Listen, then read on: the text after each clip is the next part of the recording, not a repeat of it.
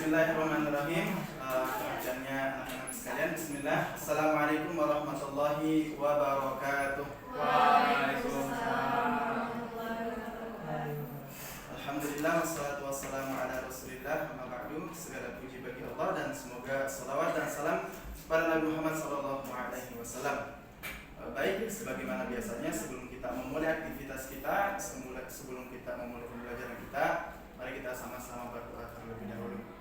Doa dimulai. Doa selesai. Baik, gimana kabarnya anak-anak sekalian? Alhamdulillah. Alhamdulillah. Jadi semoga kita semua tetap sehat walaupun cuaca sekarang kurang mendukung ya, karena hujan dan panas. Baik, sebelum kita masuk ke pembelajaran kita hari ini, Bapak akan absen terlebih dahulu. Muhammad Ilham hadir. Afan Hanan hadir. Badrina Alfi.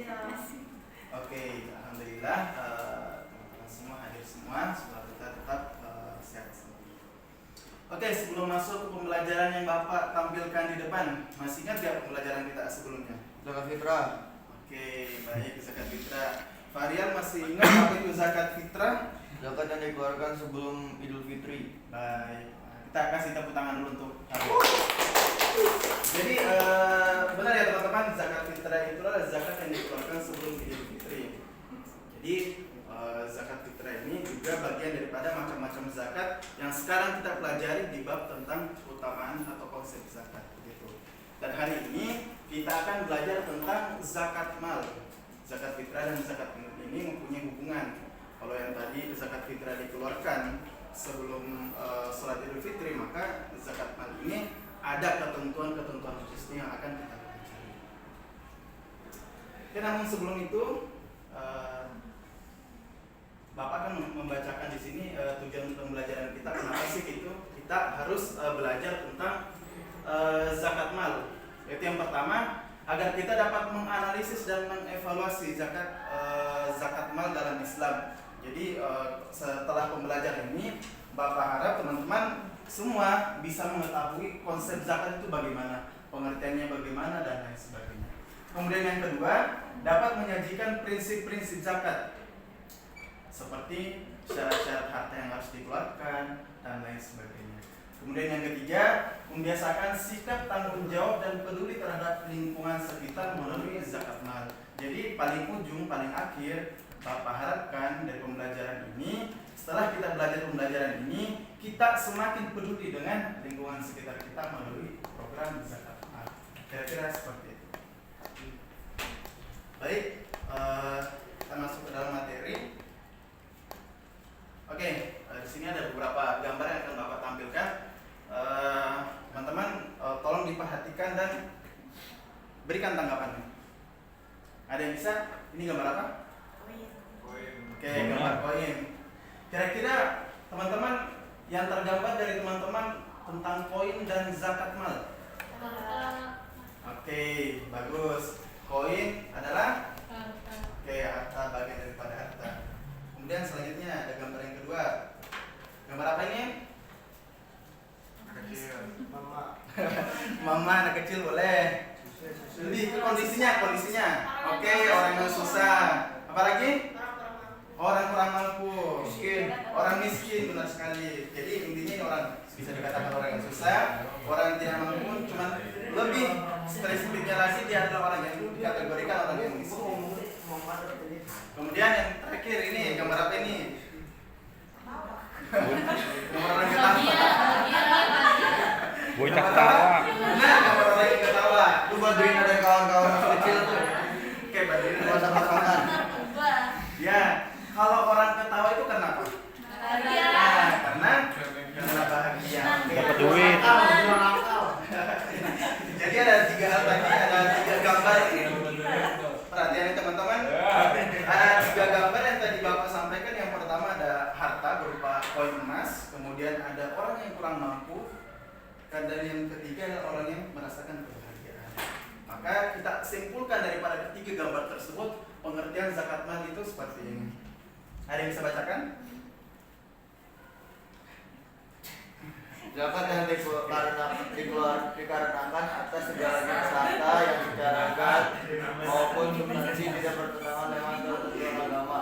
Oke, jadi zakat mal itulah zakat harta yang sudah diatur oleh syara atau syariat dalam agama kita. Ini pengertian daripada undang-undang yang berlaku di negara kita. Next, masih ada lagi? Ada yang bisa bacakan pengertian daripada zakat mal? Zakat yang dikenakan atas segala jenis harta yang secara zat maupun substansi. Oh, kelihatan. Oke.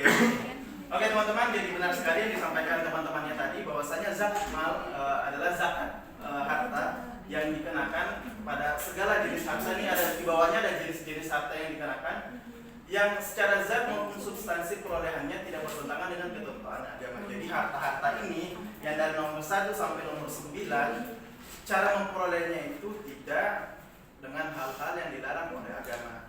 Teman-teman bisa sebutkan apa-apa aja cara memperoleh harta yang dilarang oleh agama?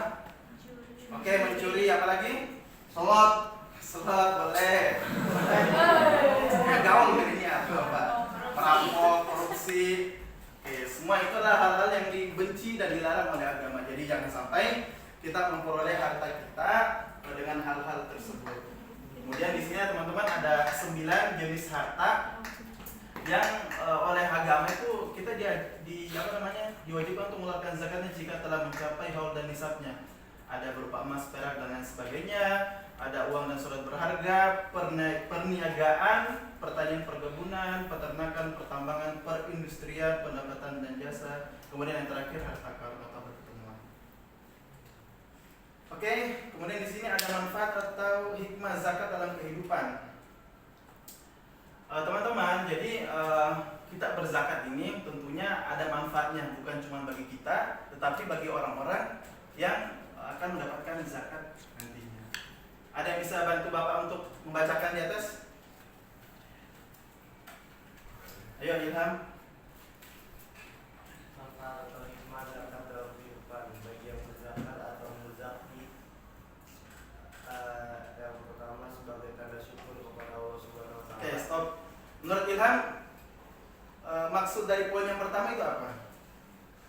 Rasa bersyukur atas nikmat yang telah diberikan oleh Yang Maha Kuasa. Oke, kita harus menjadi orang yang bersyukur kepada Allah Subhanahu wa taala. Yang kedua, silakan. Ya.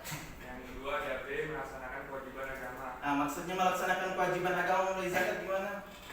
Jadi setiap umat muslim itu diwajibkan untuk setiap tahun lah istilahnya untuk mengasih kepada yang kurang mampu ataupun ngasih zakat.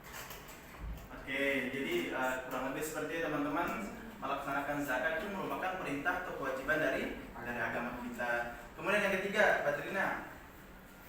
Untuk mensucikan harta yang dimiliki. Maksudnya apa itu? Ya, maksudnya itu harta yang kita udah punya jangan sampai kotor gara-gara kita memberikan pemilikan kita tuh kepada orang yang lagi butuh banget. Oke, jadi zakat ini juga bisa mensucikan harta kita dengan cara apa? Dikeluarkan sebagian yang itu menjadi pahala di sisi Allah Subhanahu wa taala. Kemudian yang keempat, Faizal silakan. Mendidik agar bersifat mulia dan pemurah. Maksudnya gimana Faizal? Itu biar kita selalu berbagi, jangan sombong kalau kita punya harta banyak. Oke, jadi kita harus memahami bahwasanya harta ini adalah titipan dari Allah. Kalau kita sudah memahami bahwa harta ini adalah titipan dari Allah, maka dari itu ya jangan pelit-pelit, jangan kikir, ini aja bukan punya kita gitu. Jadi kita harus tetap kembali mengeluarkan sebagian kepada orang yang membutuhkan. Kemudian yang terakhir, Afan silakan. Membersihkan diri dari sifat kikir dan tamak. Maksudnya apa, Afan? Jadi kita menjauhi dari sifat kikir sama rakus kan ya.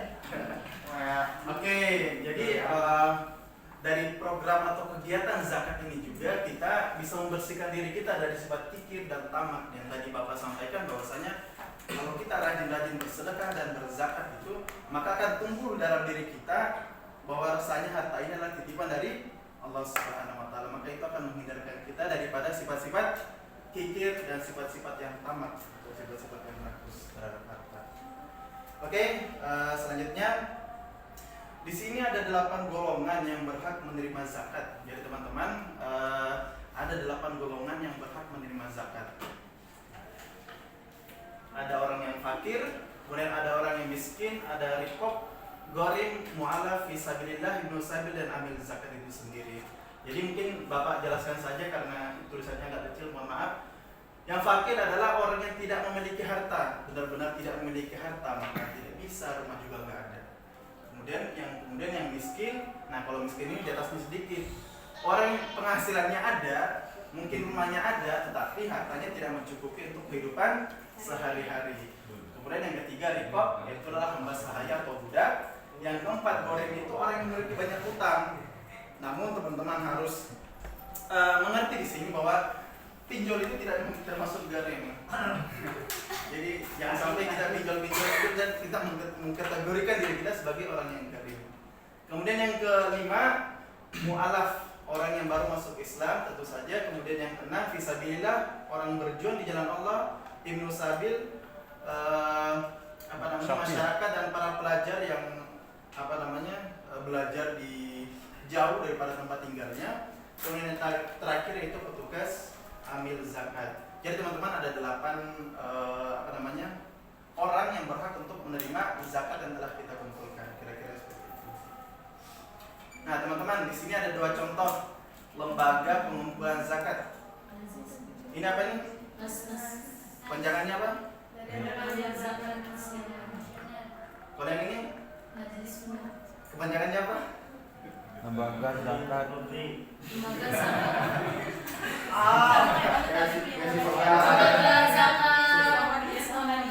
Oke. Kalau ini punya pemerintah, kalau ini punya Muhammadiyah. Jadi banyak ya teman-teman, bukan cuma Basnas dan lain semua, banyak modelan pengumpul zakat yang insya Allah terpercaya dan amanah dalam menyalurkan zakat kita. Jadi kedepannya teman-teman, kalau sudah bekerja, sudah berpenghasilan sendiri ataupun orang tua kita, kalau mau berzakat, zaman sekarang gak usah bingung, sudah banyak lembaga-lembaga yang memudahkan kita dalam menyalurkan zakat kita. Kira-kira seperti itu. Oke, sebelum kita masuk kepada kuis hari ini, mungkin ada pertanyaan dari teman-teman. Ya silakan, Pak Rial. Kenapa mu'allaf dapat zakat? Oke, kenapa mu'allaf dapat zakat? Kita kasih tepuk tangan untuk pertanyaan mu'allaf. Mu'allaf diberikan zakat, bagian zakat. Ini yang Bapak ketahui bahwasanya agar orang-orang yang mu'allaf ini, yang baru masuk Islam ini itu merasakan kebahagiaan. Artinya apa? Sebagian teman-teman kita yang mu'allaf ini imannya masih lemah, imannya masih belum kuat. Salah satu cara untuk menguatkan keimanan ini adalah dengan memberikan mereka bagian daripada zakat yang telah kita kumpulkan, agar mereka tidak pusing dalam mencari kehidupan dan lebih fokus kepada pembelajaran awal-awal agama Islam. Kira-kira seperti itu, Pak. Bisa dimengerti, Pak ya? Coba. Oke. Masih ada pertanyaan lagi? Oke, jika sudah tidak ada, di sini Bapak akan mengirimkan link kuis di grup teman-teman dan Bapak bisa dikerjakan bersama-sama. Pertanyaan ini mungkin soalnya buat tugas saja di rumah. Kita ada sedikit gangguan. Mungkin sebelum kita tutup, ada yang bisa bantu Bapak menyimpulkan pelajaran kita hari ini? Kalau nggak ada Bapak tunjuk ya. Oke, karena tidak ada, silakan Faizal. Wah, Kesimpulannya kita harus berzakat karena berbagi itu indah. Oke, kita harus berzakat karena berbagi itu indah. Oke, sudah dapat ya poinnya daripada Faizal. Bapak tambahkan kesimpulannya, teman-teman. Salah satu perintah dalam agama kita adalah untuk melaksanakan zakat. Wa aqimus shalah wa atuz zakat. Dirikanlah salat dan tunaikanlah zakat. Itu salah satu perintah dari Tuhan kita, Allah Subhanahu wa taala, dalam menunaikan zakat. akan mengurangi kesenjangan sosial antara yang dititipkan oleh Allah harta yang banyak dan orang-orang yang dititipkan oleh Allah harta yang sedikit. Maka oleh orang-orang yang dititipkan oleh Allah harta yang banyak agar menyisihkan sebagian hartanya kepada orang-orang yang dititipkan Allah harta yang kurang banyak. Kira-kira seperti itu. Mohon maaf bila ada kesalahan dari Bapak. Kemudian sebelum Bapak tutup hari ini, Bapak ada tugas untuk teman-teman. Tugas yang pertama, kerjakan yang tadi link yang Bapak bagikan tadi, cuma tidak bisa ditampilkan, jadi tugas di rumah. Kemudian yang kedua, teman-teman silakan menuliskan dalil tentang zakat, kemudian mencari petugas zakat di sekitar rumah masing-masing. Jadi tugasnya teman-teman menulis dalil tentang zakat dan mencari nama petugas zakat di sekitar rumah masing-masing. Bisa dipahami? Oke, bisa. Oke, demikianlah pembelajaran hari ini. Mudah-mudahan ada manfaatnya bagi kita semua. Mohon maaf dari Bapak bila ada kesalahan. Nun wal qalami wa ma yasturun billahi fi sabilillah fastabiqul khairat. Assalamualaikum warahmatullahi wabarakatuh.